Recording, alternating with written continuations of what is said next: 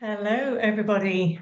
Welcome along to our webinar today. Happy International Archives Week. I can see people are still filing in, so I might just let you do that and set up your connections just for another minute, because we want you all to be able to see and hear us. In the meantime, I'll just say that we're always delighted to support this important occasion, International Archives Week, alongside our colleagues at ICA. It's so well aligned with our own work, and every year we do try to offer a webinar or an activity in support of International Archives Week as a kind of a way in to digital preservation for our colleagues in the international archives community. So I can see that, oh no, people are still filing in, but I'll press on anyway. We've got a good number of you here. It's lovely to see so many people, and all I can see is actually a little number that keeps going up. I can't see you, but hello anyway. Welcome to the webinar, the title of which today is Digital Preservation 2049, Past, the Present and Futures of Cyber Archives.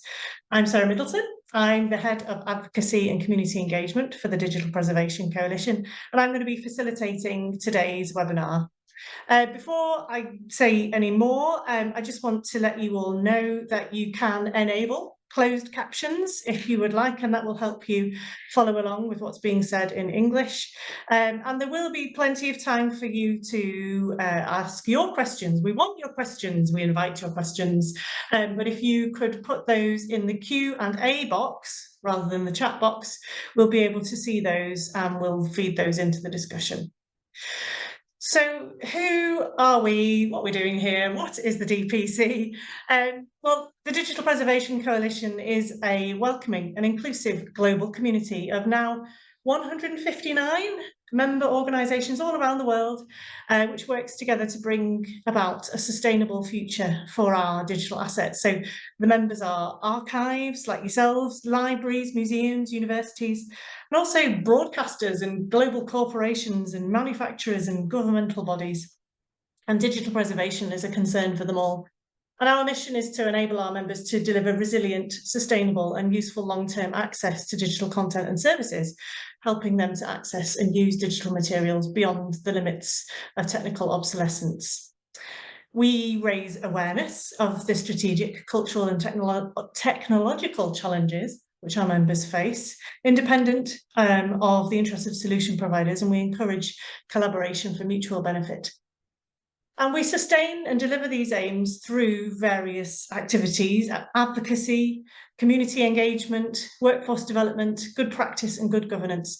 And these actions create, empower and structure and extend a global community working together for that sustainable digital legacy. So I think I'd be right in telling you that community is the thing our members value most about the DPC. It's a place to share challenges, ideas, solutions, and we facilitate this through other events like this, other sorts, but also publications and other fora. So if you'd like to find out more about the DPC and some of the other activities we offer in support of our members, please do get in touch. And I've just added a link to the chat box for you there. On to the webinar. Today, you'll see I'm joined by some of my colleagues. I'm going to ask you each to give everybody a wave as I call out your names. We're going to find out more about you later, but just to start with, so our Executive Director of the DPC, William Kilbride. Hello. Michael Popham, our Digital Preservation Analyst. Hello, folks. Hi. Sharon McMeekin, Head of Workforce Development. Hi, everyone. And one of our newest team members, Andy Jackson, who is Preservation Registry's Technical Architect. Hello. Hello.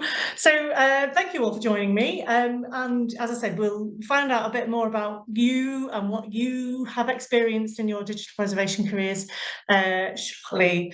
But what to expect from this webinar. So it's got a bit of a cool title, but here's an outline. So we've got 90 minutes together.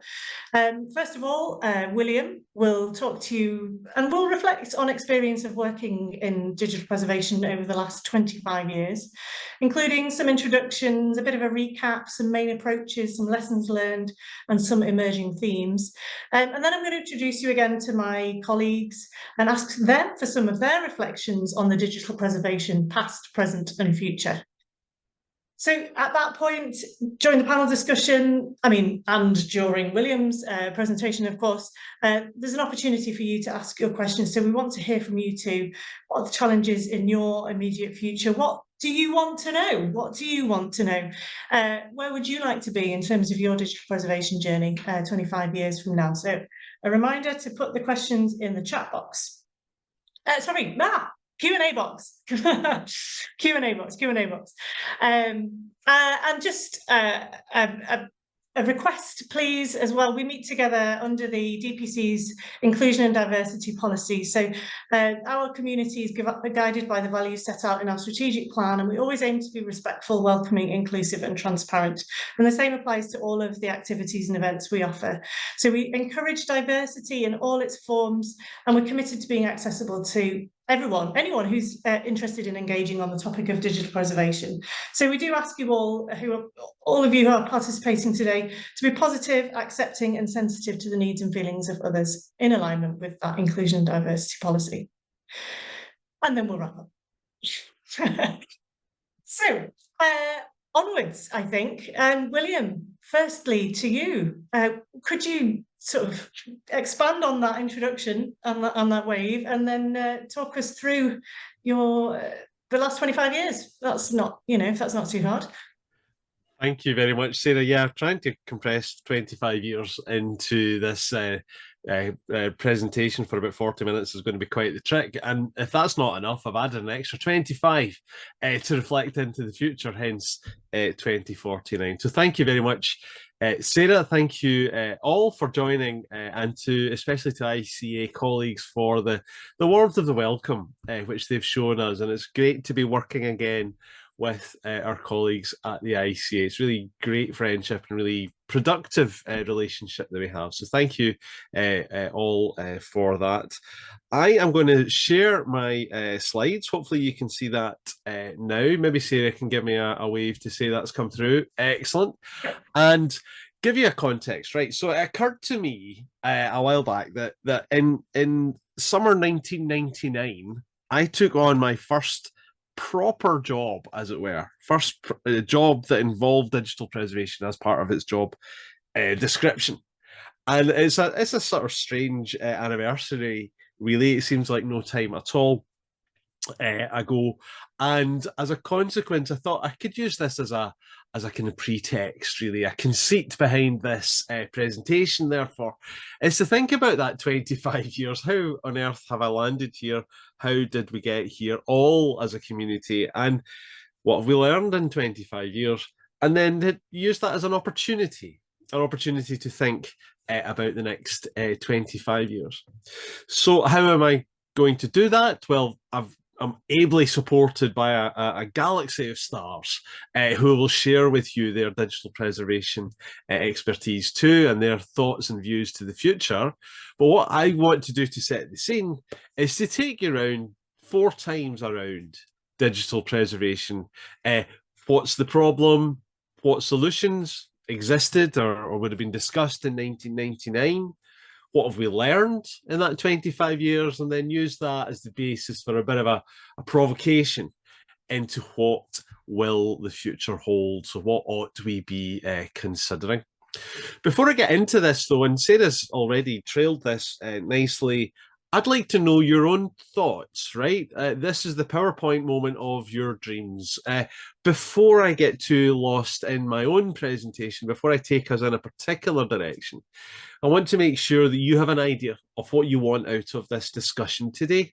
Maybe there's a specific question or reflection that you've come with. Maybe there's a challenge that you face. So, by all means, take a pen, take a bit of paper, write your question out. Maybe it goes in the Q&A, whatever works for you. make sure you've got an idea in your head as to what you want from this, in order that when we reach the appropriate moments and we reach those discussion points, we can make sure to pick up those themes, so you get the best out of the session in front of us. Right, let's get underway though. What is the problem with this digital preservation question? So I'm going to open with a simple definition of digital preservation as the series of managed activities necessary to ensure continued access to digital materials for as long as necessary, beyond the limits of media degradation, technical obsolescence, or organizational change. This is a definition from the Digital Preservation Handbook, which in fact is itself coming up for 25 years, and indeed is itself now subject to a fairly major revision or updating programme, which we'll maybe hear more about later as required. But in any case, a classic definition of digital preservation. I want to draw attention briefly to the words in bold. You know, it's a series of activities. It's not just a one-off thing you do at one point. It's a series of managed activities, so it sits within a strategic framework of organisation and governance and finance and quality assumptions and risk appetite and all those other things which organisations bring. It's about continued access, so significant to note that it's not the same as backup. It's about continued access to materials, and that means there's a much bigger ask than just simply data storage.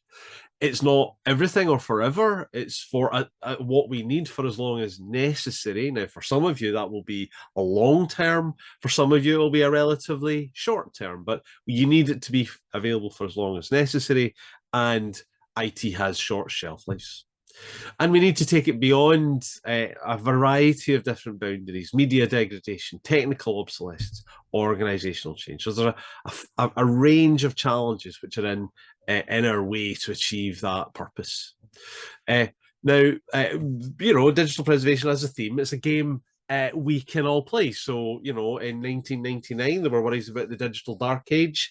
And in fact, just by, you know, kind of big law of numbers, if you look newspaper article here from April this year, 2 months ago, exactly that phrase appears again, or exactly that concern appears again in the news reports. Okay, so there's a continuing, over 25 years, a continuing concern around the loss of digital materials. And it's a very high level in this case. It's about government records, it's being discussed, but each of us can put our hand up to a variety of different contexts where this is true, and a variety of different personal as well as professional environments where data has been lost, data could be lost, data is no longer able to be authenticated, has gone dark, or is in some way unusable to us.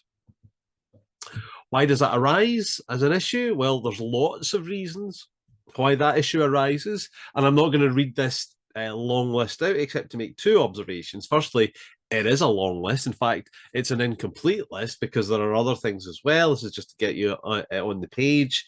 These are the sorts of issues digital preservation has to address. And look closely at some of those issues. What you'll see is that some of those issues are themselves subject to change. Okay, so some of the characteristic nature of some of the digital preservation challenges are not themselves subject to a one-time fix. If you fix it, the context changes, you may yet need to fix it again. It's categorized, therefore, as a wicked problem, and digital preservation is emergent. Okay, so it's something we're doing, but we're always going to have to do and continue that effort with. So it's an emergent challenge, it is ubiquitous, and over that 25-year period, it continues to grow and to be kind of relevant to us. And what's at stake for this challenge? Well, we can break this up into a variety of different themes. Let's just look at a very high level first. Structured and unstructured data is at risk. Born digital and digitized content is at risk. So let's just distinguish those for a moment. Digital preservation is about the preservation of any kind of content that's in digital form. That includes analog materials which have been digitized, but it also includes the born digital. And that means that there's more to digital preservation than simply digitization. There's a relationship between them. They are, of course, connected, but digital preservation is not the same as digitization. It's a related need that emerges out of a digitization program. And all sorts of things are therefore at stake. They are everything from very ephemeral materials, as you say, from a selfie stick to a space probe, from very ephemeral materials to things which have taken decades in planning. All of that is at risk and falls in scope for digital preservation. You can frame that, if you like, as MIME types. You can phrase that as file formats. You can phrase that into the kind of office or business environments or government agency environments that you operate in, or the research office that you operate, laboratory you're working in. All of these types of materials are at stake for digital preservation. And then you can think of that at a functional level. You know, do you have a favorite digital object? What's the most important digital object to you or to your organization or to your business model or to the research you're doing or to the classes you're teaching? What digital output can you not live without? What do you really need to have with you? And what would you like to have in 10 years? All of that falls into scope. All of that is at stake because of the long list of challenges which have been listed before. So that's the context of digital preservation, and that's a context from today, but really there's not much different from the context as that was in 1999. So we're 25 years on. Those definitions and those challenges that we face remain in front of us. So let's look at the sorts of solutions that existed in 99, or the sorts of conversation around solutions, and then see where that takes us. And really this is a very simple proposition to you, and I've only got 2 slides to show here. I mean, historically there have been 4 simple approaches to digital preservation. There are really, and they're not necessarily exclusive, right? So you can do potentially all 4 at once. But classically, there are 4 ways of addressing this challenge. You can address it as an information challenge, and classically that would be expressed as migration.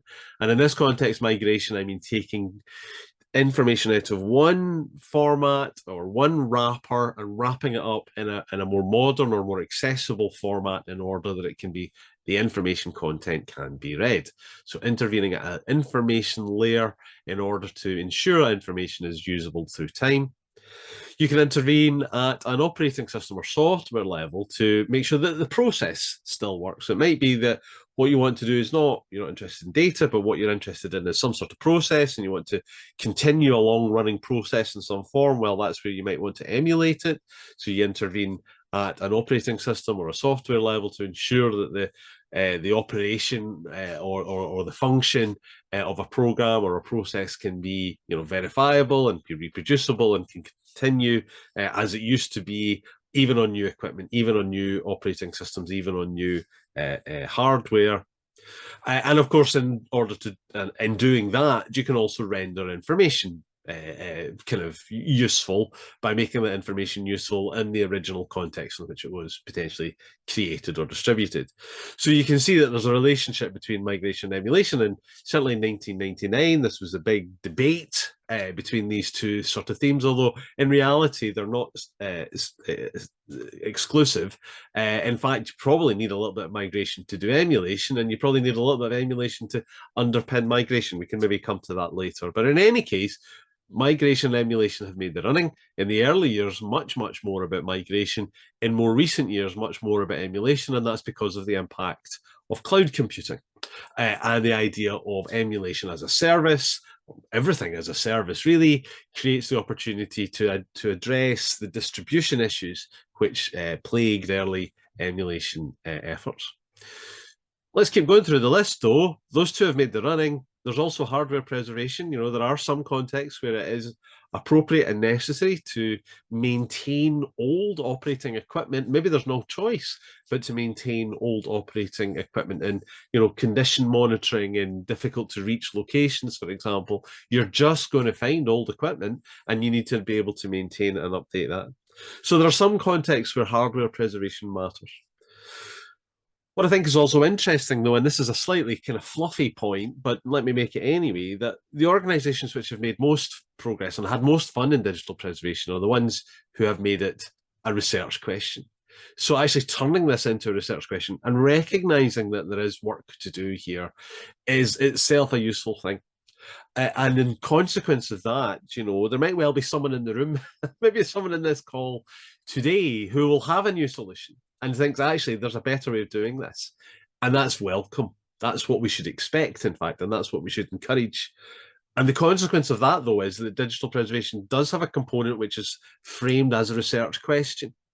And because it has this research component, it leads to a certain complication in how we describe and discuss digital preservation. I'll come on to that more later. So there are 4 classic solutions, and all of those solutions to some extent have 3 parts. And this is a model which was promulgated by Anne Kenny and oh gosh, Nancy McGovern. Gosh, I nearly forgot her name. Nancy McGovern in around 2000, so almost 25 years old, where they propose the digital preservation 3-legged stool. And you'll come across this reference in many, many different locations. The idea that digital preservation is a 3-legged stool built on technology, organization, and resources, and that you need all 3. And if all you do is technology, you'll ultimately not succeed. If all you do is throw money at the question, you might not provide a long-term solution. If all you make are organizational promises and policy statements, well, what use is that without delivery? You need all 3, and they need to grow simultaneously, and they need to grow in an interconnected way. So digital preservation fundamentally requires all 3 of those. This is an important lesson. It's why it keeps coming back, is because digital preservation oftentimes appears like a technology challenge. There is a technology challenge, but that's not the sum of the challenge. It's not the total of the challenge. Digital preservation is a socio-technical question, and if all you do is bring technology to the table, then you'll not ultimately succeed in answering that question, because you need to bring that social component too. So these are the classic approaches to digital preservation from, you know, they've stood the test of time really over that 25-year period. But let me just nuance that now by looking at some of the things that we've learned, and this could go on for some time, and hopefully I'll provoke my colleagues into some comments or reflections on this too. But I want to share with you 6 lessons of things we've learned in the past 25 years. Firstly, and it's always worth getting this on the table, that you know, we hear sometimes about a new perpetual media device that's going to survive and going to last forever, whether that's some sort of titanium-plated disc, whether it's some sort of gold-plated CDs were popular for a while. There's always a new idea about laser-etched ceramic discs or DNA storage, or you know, some long-lived storage device that's going to just last forever and be robust and resilient. Well, I'm not saying we don't need storage, and I can certainly see the argument for long-lived storage. There's a kind of fundamental philosophy there that's important. But as again, I come back to the question, this is not just a question of data storage. It's not just a question of technology. It's a social and organizational challenge. It's a generational challenge, and it can't be solved by technology alone, and it certainly can't be solved by storage alone. Storage plays a part, but if we get ourselves too absorbed in questions of long-lived media, we'll get ourselves distracted.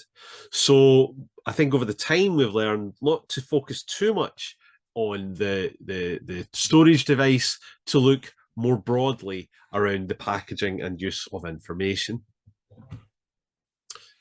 Secondly, I think over 25 years, we've learned that digital preservation is not rocket science. It's solvable, it's tractable. We can do digital preservation. But you'd be forgiven for thinking that it was rocket science. You would be forgiven for thinking this was an unsolvable, puzzling, intractable mystery. And that's for a very good reason. I mentioned earlier how there's a significant component of research within our field. There has to be, because it's an emerging field and there needs to be constant research. And if you look back over a period of 25 years, the consequence of that is striking, because it means we've taken a daunting challenge from the kind of late 90s. We've taken a daunting challenge. We've done 2-3 decades of research on that. So we've introduced a whole bunch of jargon and a whole bunch of new tools and services, which sort of have the effect of making a daunting challenge also kind of inaccessible, because there's a whole new language there and a whole new set of assumptions which also now need to be added over the top. And so you can be forgiven for thinking it's like rocket science, and it's partly because of a research nature of the question. It's partly because research tends to hyper specialize, and that also, I think, is a failing of digital preservation, has been relatively poor integration with other business systems.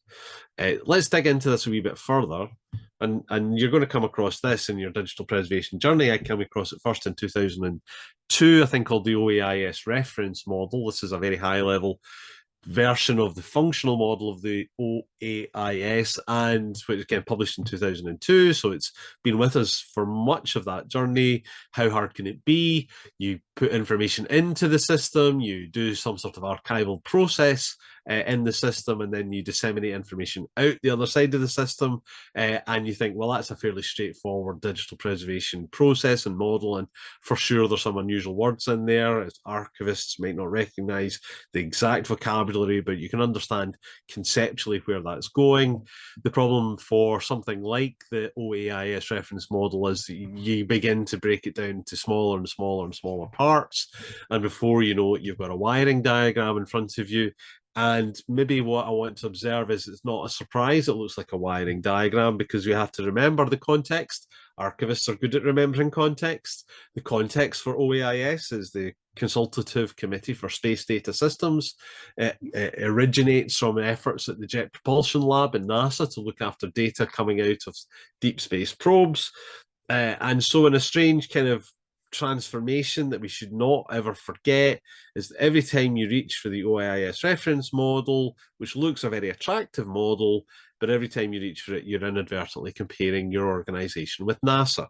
And that's problematic. Well, it's fine if you're NASA, right? It's problematic if you're a little local record office with 2 members of staff and 10 volunteers, because you're trying to figure out a set of problems and a set of challenges. Well, there's important things to observe here. Not all of this has to exist. Not all of this has to exist at the same time. This is not necessarily a solution in every context. Let's focus on the prize. Let's think what success will look like. And for my money, success will look a bit like this, which is to say, working with users, okay, just providing users with the outcomes that they need, and making it kind of effortless, hiding many of the processes from them, or at least not having to make them work through the processes with you, perhaps more accurately, and delivering results. Okay, so for my money, less time adhering to audit or standards or diagrams which require certain processes and certain workflows at certain particular type of order, and actually more thinking about what's the end goal here, and let's work back from that end goal towards to now, and then figure out how we're going to bridge from one to the other. And I think we've not paid enough attention to users broadly and use cases in the context of digital preservation. And if we could bring that in earlier, some of the solutions would be potentially not only more impactful, but potentially also more simpler to implement. Let me move on. I'm going to observe that I think over 25 years that some of the problems in digital preservation have turned out to not be the problem that we thought they were. And I'm going to pick on file formats here. And this is always a lovely topic in any digital preservation presentation. So you need to know something about file formats if you're getting data through, and you need to know what you have, right? This is just obtaining intellectual control, I suppose, over the content that you have, and things aren't always what they seem. That's bad news for you if you think it's going to be a PDF and it turns out to be something else. It's really bad news for you if it turns out to be a cybersecurity issue that contains something that you really don't want, like a virus. And it could be bad news for you because it might contain content which is confidential, or which you're not allowed to have access to, or which is subject to data protection.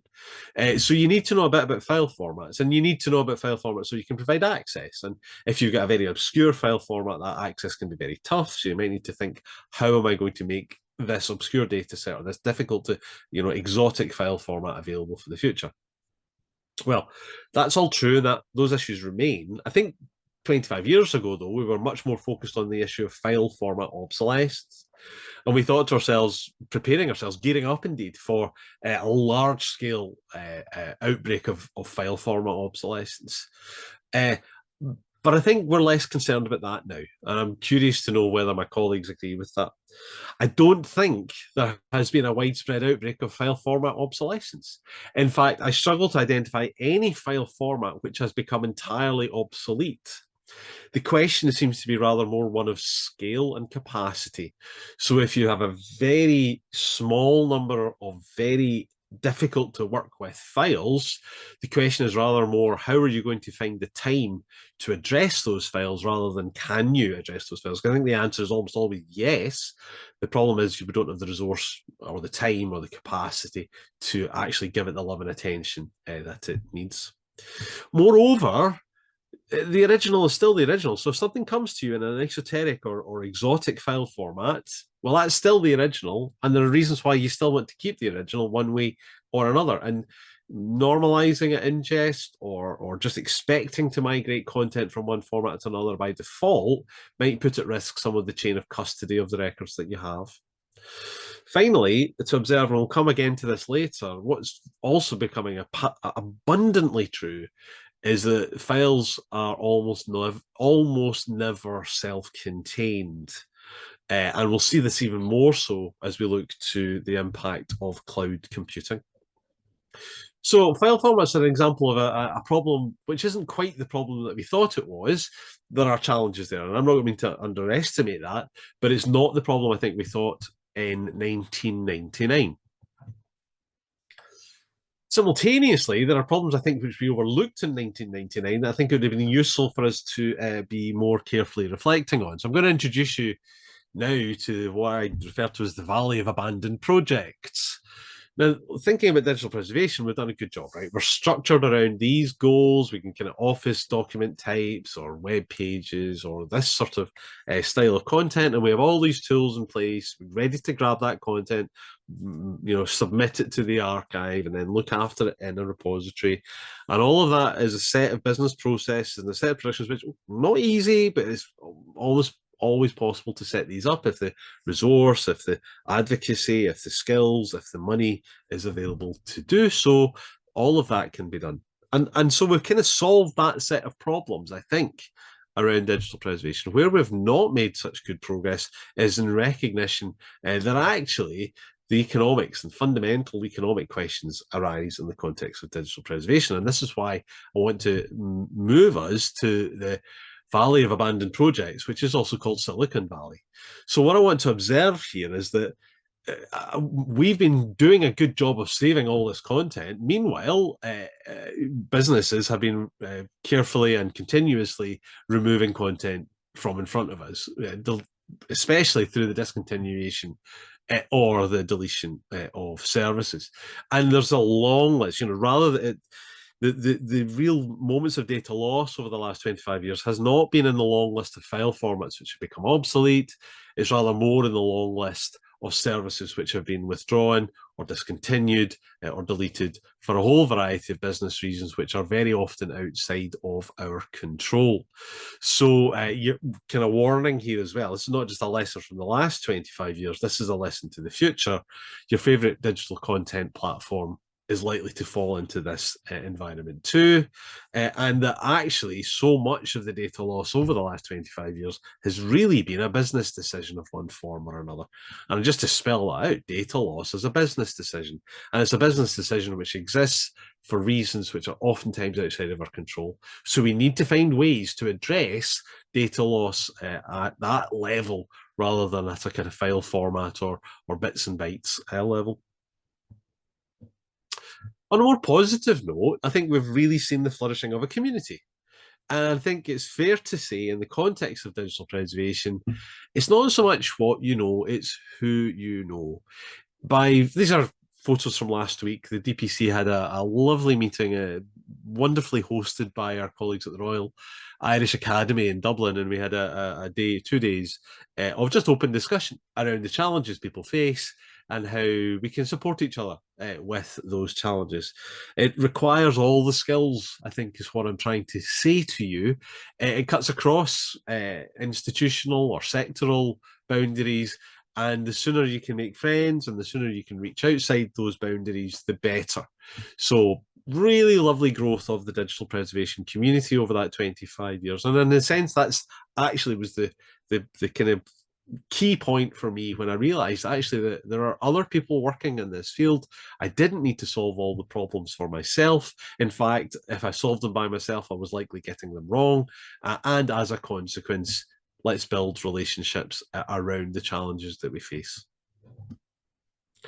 I think we've learned that making progress is hard. Here's your kind of management diagram, inevitable plan for how we're going to make progress in digital preservation. So I want you to imagine your organization building its digital preservation capability, and it's doing it through time. And what you're kind of going to expect is that our expectation is that through time goes by, the digital preservation capability will grow, and by the end of that, we'll reach some high plateau of competence where everything's going to just fall into place and everything's going to be business as usual. And honestly, I don't know how to take that further except to say I think reality over the last 25 years for digital preservation has looked a wee bit more like this. We've been up and down and kind of making some progress, and then time even seems to go backwards itself sometimes. So we're kind of making progress in digital preservation. It's hard. So how do you make progress? Well, what also has emerged, I think, over the last few years, and what are incredibly useful tools, are some of the maturity modeling tools, which allow you to set attainable goals and move forward slowly, incrementally perhaps, but towards attainable goals as you build your digital preservation competence. Now, some of those are at a very specific kind of technical level. A thing called the NDSA levels of digital preservation covers really good materials, straightforward advice around storage and the kind of the sort of looking after the bits and bytes, the logical preservation piece. Something like the DPC's rapid assessment model. It's a maturity model for digital preservation for the whole of the organization, and it throws up a whole bundle of questions over and above the bits and bytes around your legalities, around security, around organizational sustainability, and a whole bunch of other related policy and organizational matters. And there's also now, in addition, in the last couple of years, a competency framework. Okay, so actually, what's the skills we need? How are you going to develop those skills? What about your organization? Does your organization have skills gaps? How are we going to fill those skills gaps? So making progress is hard. Taking small incremental steps is the future, and not expecting everything to fall into place at once. That leads me then to some observations about the future. What will the future hold? And I'm going to base this on a couple of, there's really only 2 slides here because we're going to get in a minute to hopefully a very lovely and lively discussion with my colleagues, and I'm very much looking forward to that and to their provocations. But a couple of notes from me, really, just to reflect on things which have happened to me in the last 25 years, which I think are going to happen increasingly in other contexts. And this is where I'm going to tell you a story, storytelling moment. So, and some of you have heard this story before, but it remains my favourite explication or examination of a fairly widespread challenge in digital preservation. And I'm going to talk to you about interdependence, which I think is a major theme and will only become more so in the future. So go back to the beginning. I'll tell you the story. A few years ago now, about 10 years ago now, I was sitting at my desk, telephone goes, there's someone on the other line, a lady on the line rather, want to speak to me. Don't know who she is, but she's quite excited. She's got in front of her, she's got a really interesting job description. She wants to talk to me about the job that she has, or she's being invited. In fact, she's trying to do the recruitment. She's a recruitment consultant, it becomes apparent, and she's looking for someone to fill this role. And she's kind of wondering whether I knew anyone. That's how they ask, by the way. Do you know anyone that would be good at this? And I reserved the temptation to jump on this straight away. A well-paid job, high profile, public profile with the role, and all sorts of interesting kind of perks and aspects to the role. Very exciting. I was modest and asked her if she could just simply send me the further particulars, email it to me, and I will see if there's anyone who I could think of. I was very pleased with that answer, by the way. Came across quite cool as a cucumber. Send me your further particulars. I'll see if I can think of anyone. Sure enough, half an hour passes, the email drops into my mailbox.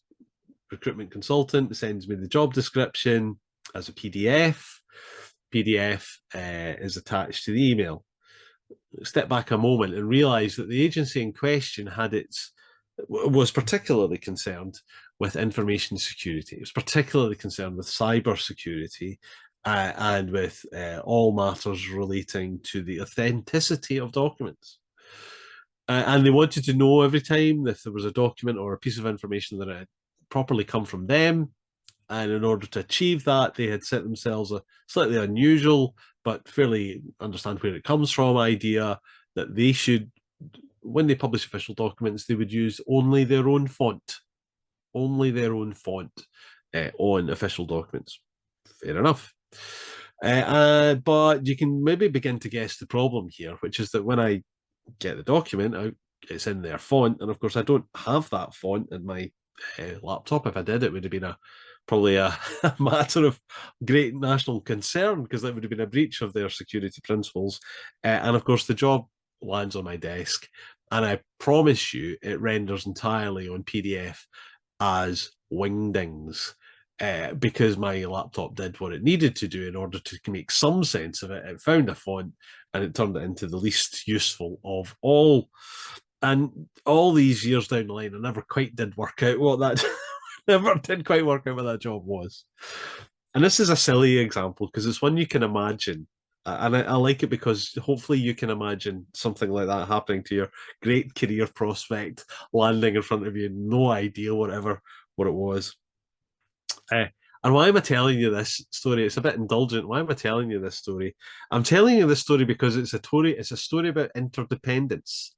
This is a really simple exercises. One document passed from one place to another by email, by a kind of widely used, understood communications protocol. So there's nothing fancy about this. It's an office document after all. It's a PDF actually. I just didn't have the font embedded in the PDF. There's a lesson. But anyway, it couldn't be simpler in terms of information exchange. And yet, this is the outcome. So this is the outcome from the simplest form of information exchange. Now, you could argue that that's a widespread challenge, and it's only going to become more so. Interdependence. This is fundamentally an issue in the context of cloud computing. So remember, these days we don't really have software or files in the way we used to. You have services online, you have Google Docs, you have whatever it is you choose to use. There are many different types, but you're going to find services which are essentially online, and those online services are actually themselves dependent on services. So there are services supporting other services, supporting other services, supporting other services, so your fonts might be a microservice provided from a different location, and all the time these are being constantly and continuously updated. This is good news because it means we're constantly updating and fixing issues as they arise rather than having to wait for a big new release cycle of software. But hopefully you can see in that context complex interdependencies. And you don't know where those interdependencies exactly are, and you may not be able to identify how something has suddenly and peculiarly changed in front of you. And you can't do better than the time that Google inadvertently deleted the letter F from the alphabet of one of their fonts, a thing called Meriwether Sans font, which for about 18 hours disappeared. The font didn't disappear, the letter F disappeared from the font set. And you think, you bet somewhere someone was trying to print out their PhD thesis or something that night and couldn't work out for the life of them why the letter F had disappeared. Like, pure whimsy of an example, but every time you hear of a glitch or a little software update, and you get this all the time in the news around some small change producing complex mistakes and complex issues, that's probably to do with some misunderstood or not documented interdependence. And in this context, it's getting harder and harder to make sense of where data ends and applications begin.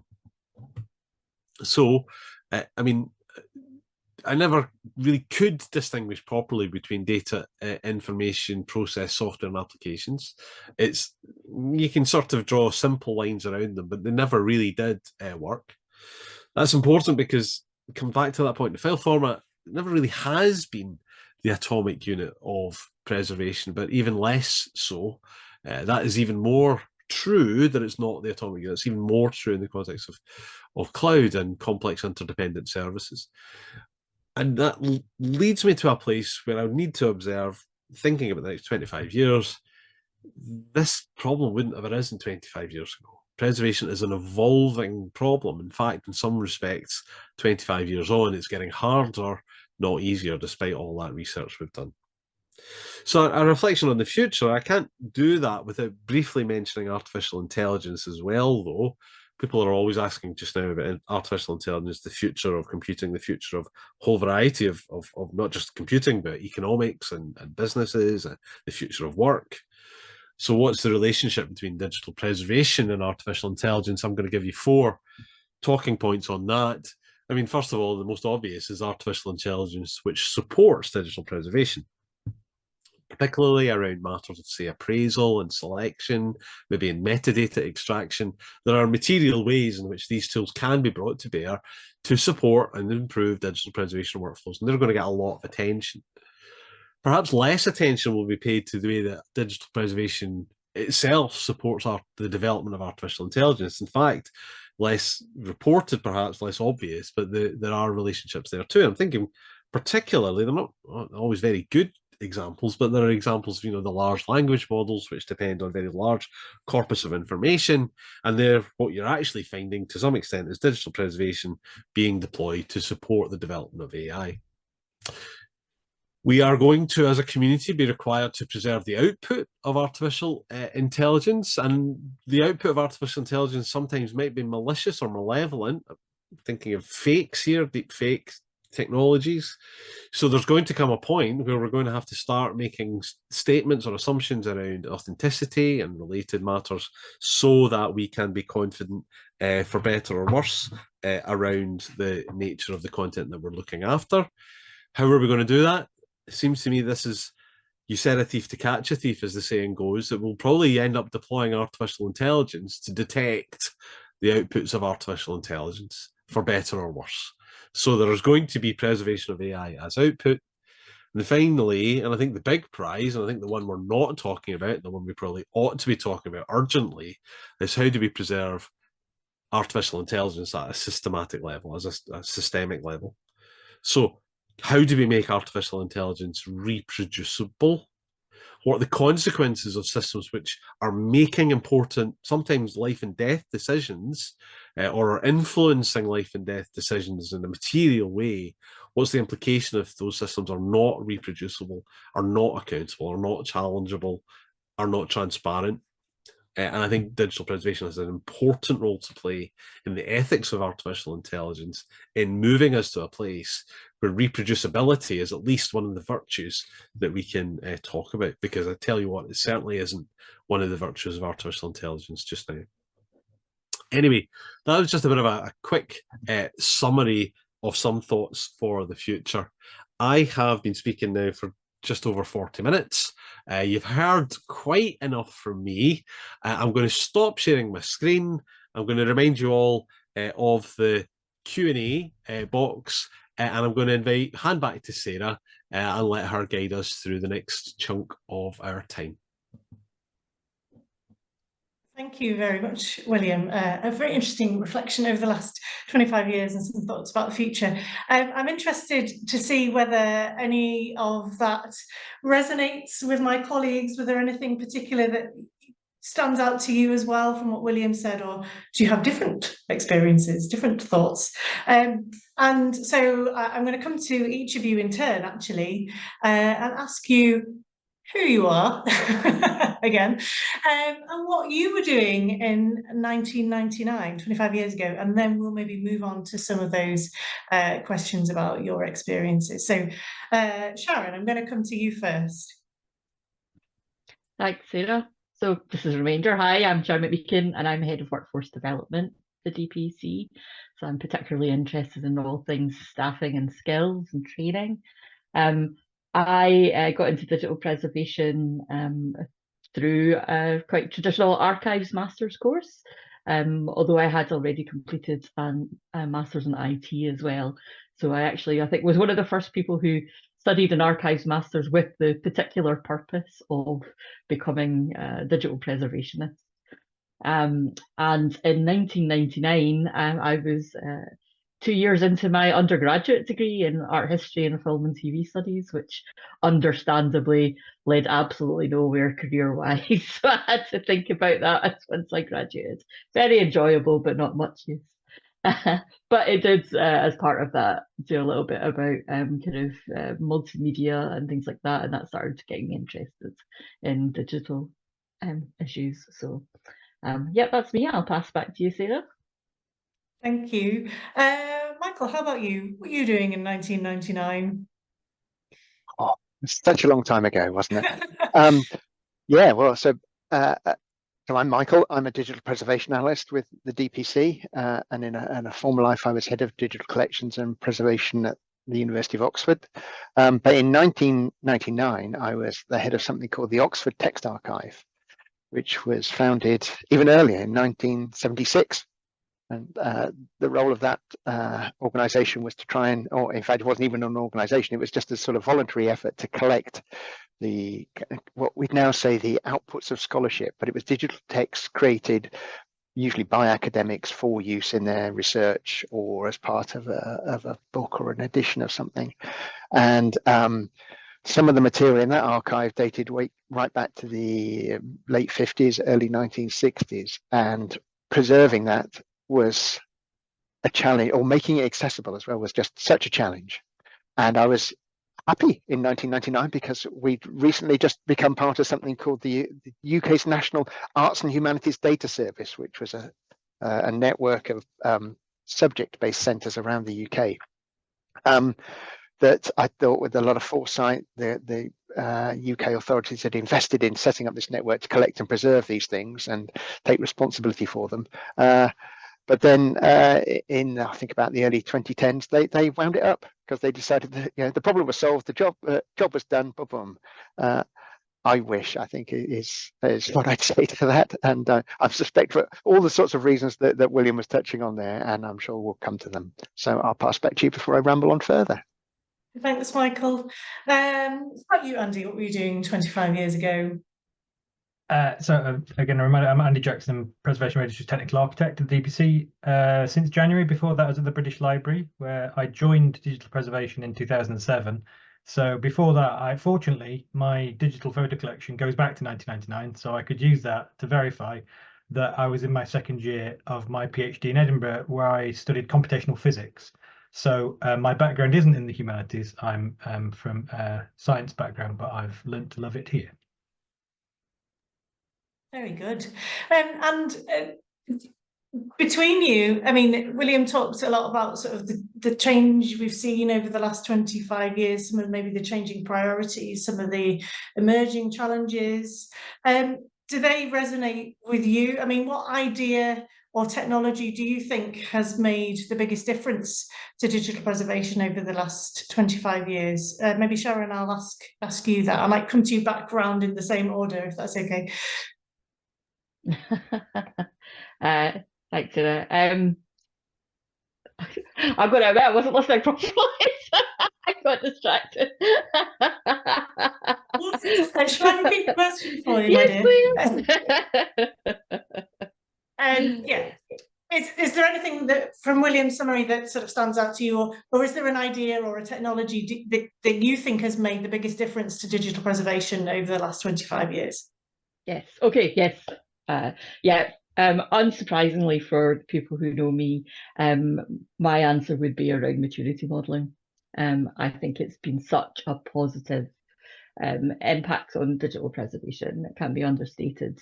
In the early days of my career, for sure, and digital preservation generally, we got very caught up in the concept of trust and long lists of required criteria of things that we had to do and audit standards and things like that, which I think in the end are kind of self-defeating.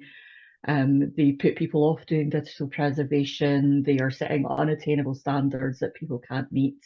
And I'm very happy to see we've moved away from that largely towards these more kind of attainable and flexible options offered by maturity models.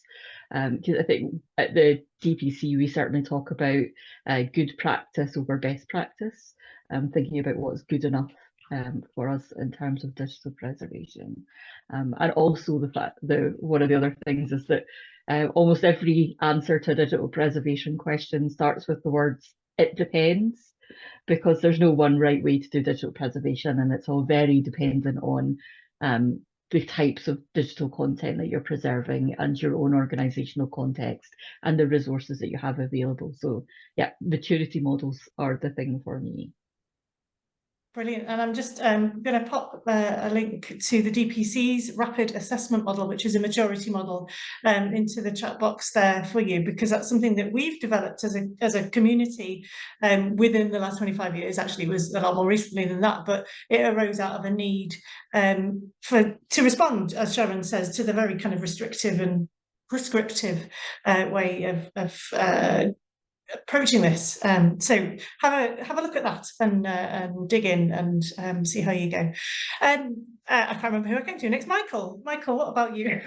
Hi, Sarah. Well, yeah, I think picking up really on some of the sort of the history that William identified. So, when I was first getting into digital preservation, it was file formats and file format obsolescence that was seen as very much the challenge. And in some ways, it was the challenge, So there were multiple proprietary word processing systems. That text isn't really seen as a big problem nowadays. I still think it is, but there we go. And William gave a good example of why it still is a problem with the PDF file that he got. But there was not just Word. There was WordPerfect. There was WordStar. There was ChaiWriter. There were people like Andy authoring stuff in LaTeX and Tech and using text processors to generate things. And so that seemed a real problem. And I think largely things have moved on in lots of good ways. I think the sort of emergence of open standards and the sort of pressures and recognition that it's important that sort of it's users that own the data and it's other users that want to access it. It doesn't really belong to a vendor. It's a good thing. I guess a kind of slightly darker thing is that for almost all practical purposes, Microsoft has killed off all the competitors in that zone. When most people say they are creating a document, they're probably doing it in Word or something very similar to that, or OpenOffice.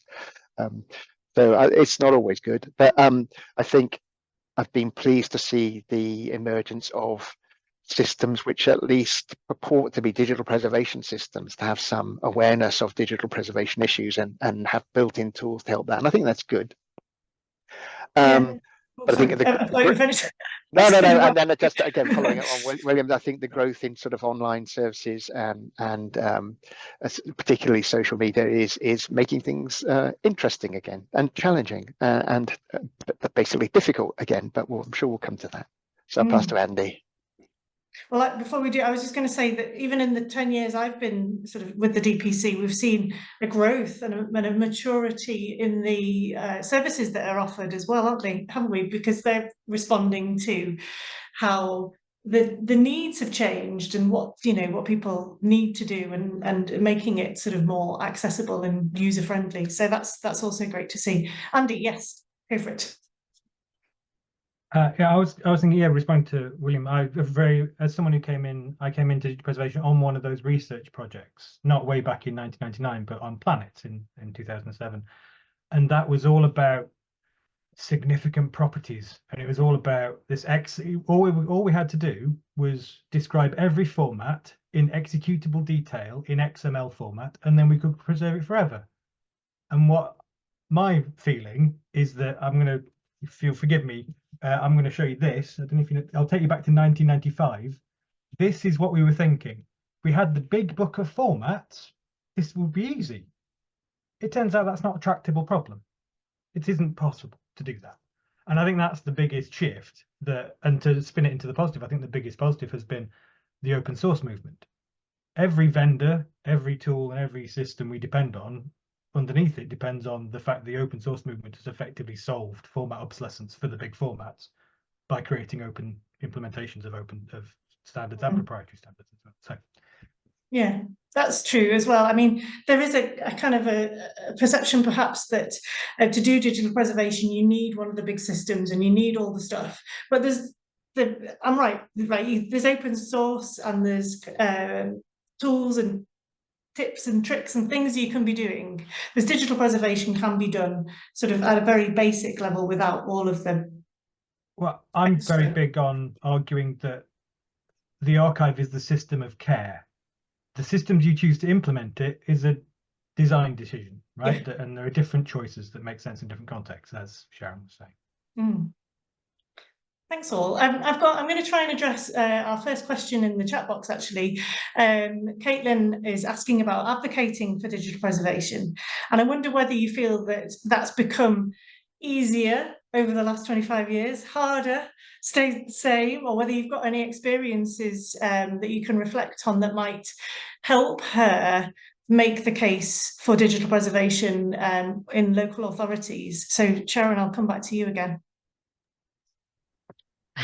I feel like you should be the one answering this, Sarah, as our head of advocacy. But yeah. That's the question.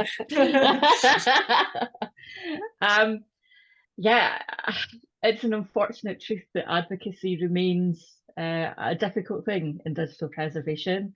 I'm actually working on writing up the results of a mental health and wellbeing survey that we carried out at the DPC of the digital preservation community at the moment. And without question, the most directly linked to digital preservation problem that people are having in terms of mental health and well-being is the burden of advocacy. And that's come out quite strongly in the results. And I think it's a kind of multifaceted issue, and that in your question, you've kind of addressed some of those, Caitlin. So it's something that I've been looking at as well, going to kind of on my own personal reading about how we make the case for digital preservation. And it certainly seems to be true that using kind of facts and figures is not the way to persuade people. It's part of how you do it, but you also need to think of a way to get them to connect with the issue on a kind of more emotional level, which maybe seems kind of slightly ridiculous to be doing that in a business context, but it's finding that personal connection. What do they care about? And how can you couch the importance of digital preservation in those terms for them? And so sometimes it involves finding out a little bit about the people that you're advocating to and figuring out how you show digital preservation as a kind of an important thing for them. For IT staff, sometimes it's showing what a unique kind of interesting issue it is, because they are often kind of mired down in really standard maintenance tasks that they're probably grinding them down a bit. So if you can give them a novel problem to solve, that can sometimes help. Other times it's finding out what topics people are interested in. But there are resources out there as well that can help you kind of figure out how to make those emotional connections too. So I'd point you to the bit lists of endangered species of digital preservation that we have at the DPC. Also our executive guides on digital preservation, which has got some great kind of fact stories about and kind of things that you can bring up around digital preservation. Also, those have been reused by others. So there's a great kind of tool that's been developed by the archives team at the University of Glasgow, who are actually kind of putting into action the bit list and using it to kind of quantify the kind of need for preservation of particular types of information. Unfortunately, there's nothing that I can think of to point you to that's specifically about local authority archives. But yeah, there are some things out there, but it remains an unfortunate truth that advocacy will continue to be a grind for many of us. Yeah, I've popped the links to the bit list and the exec guide in the chat box, and Caitlin, you might find that there's particular kind of things on the bit list that you can flag up with your executive team and say, look, if we don't do anything about this, it's going to be a big issue. And it's not just me saying this, it's on this independently verified list. Also, the executive guide contains a series of messages. This was developed by the DPC members, some of whom are archives, some are business archives, some are libraries, some are other museums and galleries. But there are specific messages that have been designed to kind of talk to specific sectors, so you might find that useful to have a look at. But I know I can see William, you'd like to chip in. Can I come to you to add some thoughts? Yeah, no, that's fine. I realised I pressed the button and didn't know what I was doing, but if that happens, but yes, listen, Caitlin, it does occur to me that part of the answer here is community as well, and perhaps there are a very active local government participants in the Digital Preservation Coalition, and I don't know your particular context, but if you wanted to get in touch, maybe we could provide contacts to others who have made the case and have been successful in doing so, and maybe there's lessons that they would be at one-to-one level be in a position to share, as well as all the higher level bits and pieces that also will support you. Super, thanks. I'm going to come to the next question, actually, from Michael about metadata. And so, Sharon, this is sort of made, when I saw this question, it made me think of something you said about being being hung up on this prescriptiveness of previous approaches and models and things. So there are metadata standards that exist. And there's advice and guidance around those. Sharon, I won't ask you this question, but I'm just sort of joining up the dots here. Michael, Andy, perhaps, do you have advice on how to approach these metadata standards, what to preserve, what to add in terms of metadata to make sure that the basics are covered? I can talk about one, and again, it touches on something William mentioned. So before this job, I was at the UK Web Archive as a technical lead for that institution, for that national service, and the brightest light on our own metadata practices was shone by bringing researchers into the archive and starting to explore them, seeing the data anew through their own machine language and other analysis techniques, because that helped us see where the provenance gaps were. And so obviously we can't know what a future user will need for sure, but knowing a wide range of current users is as good a proxy as it gets. And so listen to your users, engage with your community, and what do they need, and start there, and don't worry too much about gold-plated standards of every nuance in comparison to understanding the needs of the people you serve. Yeah, I think that's an important message, isn't it? It's just don't let this sort of freeze you. Just listen to the community, move forwards. Michael, did you have anything to add, or William, or Sharon, you very well. Just quickly, the name that comes up most often in this sort of context in our field is particularly the premise preservation metadata standard, which is very rich and, as you've seen from Andy's expression, also very scary and very complicated. And I think that's it has a lot of inherent potential, but also so many practical difficulties of implementation. And again, maybe I'm too much of a kind of technological optimist, but I think I've spent so long worrying about creating rich and detailed metadata and trying to second guess what users want. And actually, I think I probably wasted a lot of my life doing things like that. And that, you know, the raw computing power and the technologies that are coming down the line are removing the need for a lot of that effort. Yeah, I had enough problems with making sure that every digital thing in our repository actually had a unique identifier on it. If I had that, that was at least something. I could hold on to it. I could do things with it. And it's amazing how much stuff we got that didn't, or that they were duplicated, or and that's terrible. But it's also not like pretending that our library catalogs and our archive catalogs for analog materials were perfect. They weren't. There was loads of duplication. There were holes. There were errors in that. And in some ways, the digital world just kind of throws these challenges into sharp relief. But I think trying to do it by hand and by people is probably not the way to go. I'll put it politely. Okay. I think maybe we'll turn to look at the future now, if we may. I can see some great questions in the chat box, so maybe I'll flag those up, and maybe if you feel you can pick those up in your answer, that would be super. So loads of questions about AI.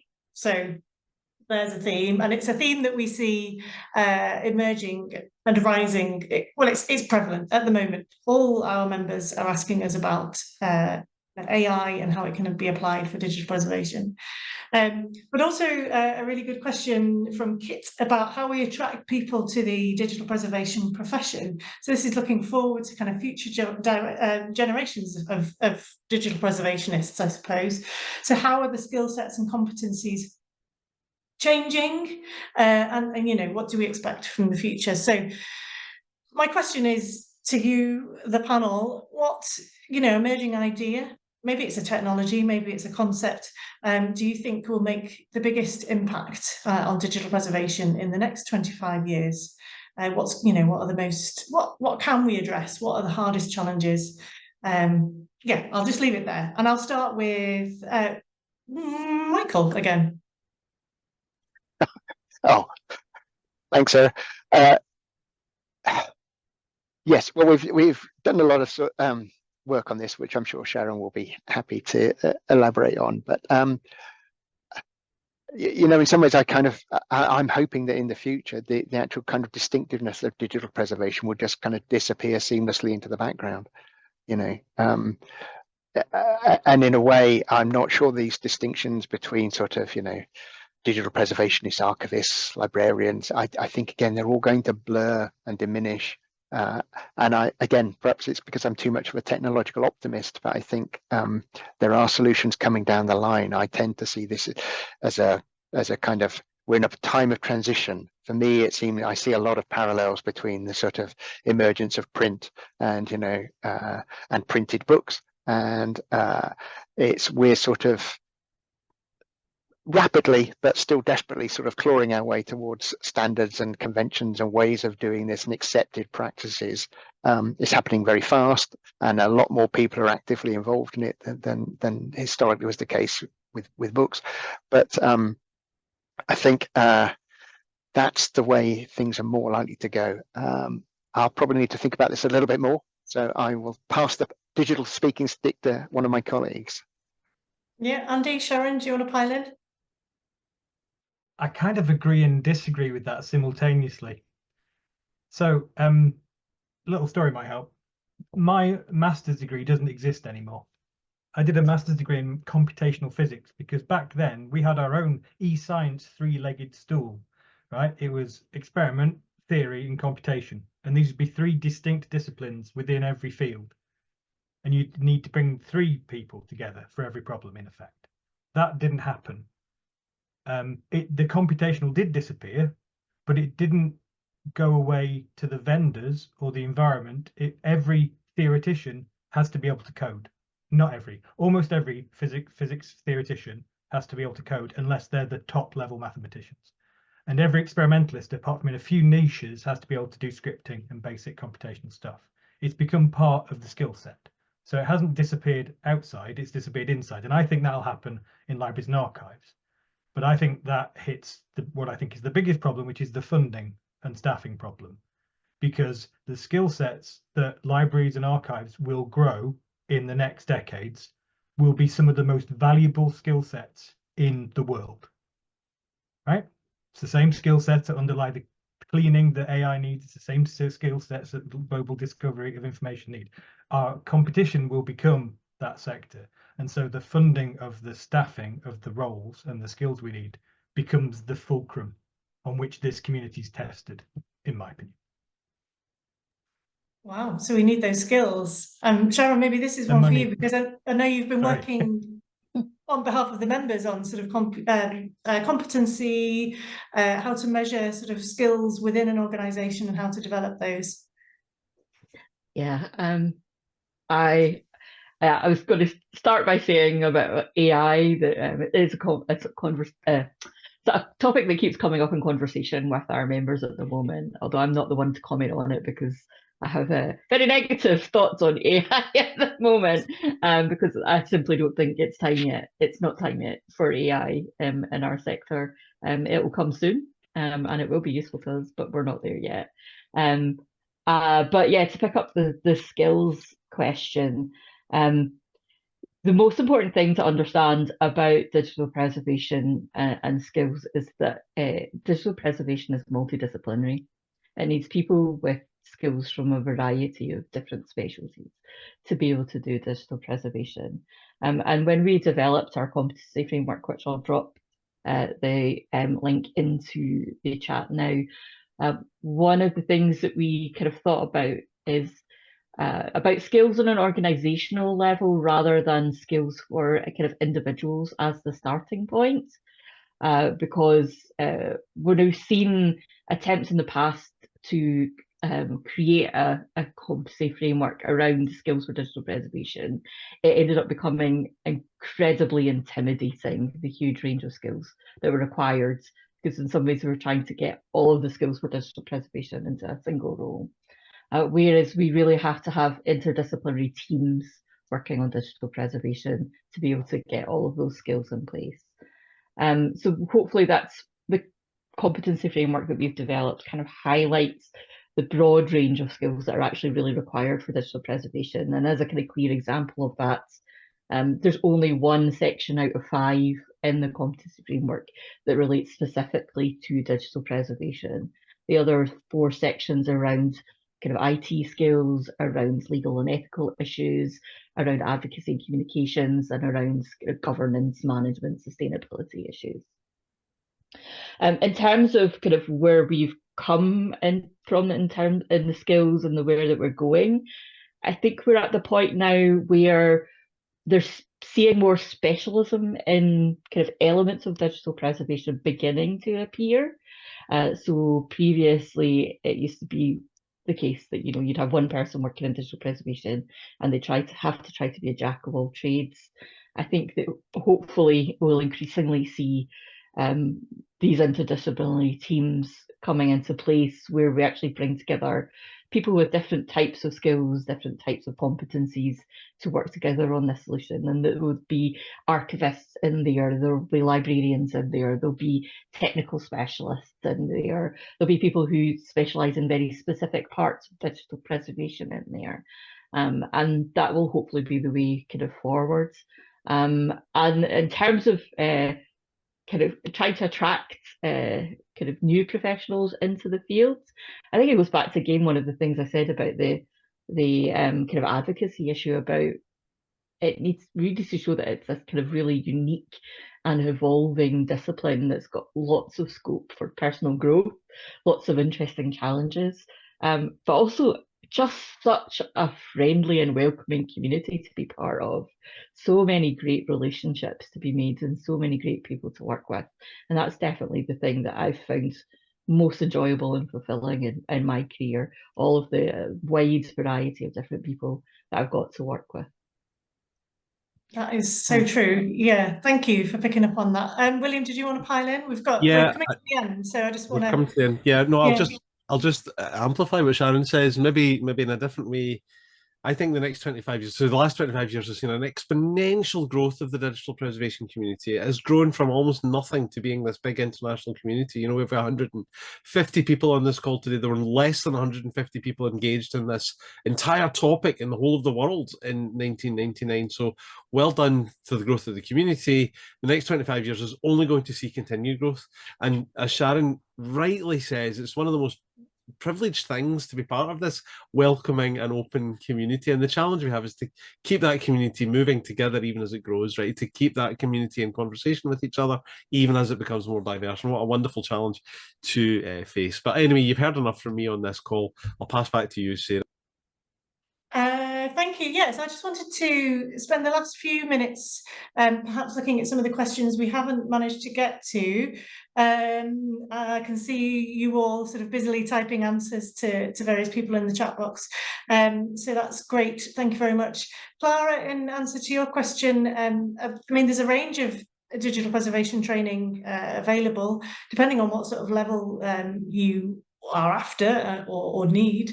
I think William is going to tell you that the DPC offers digital preservation training, and that you're very welcome to help yourself to it because it's all freely available. So please do.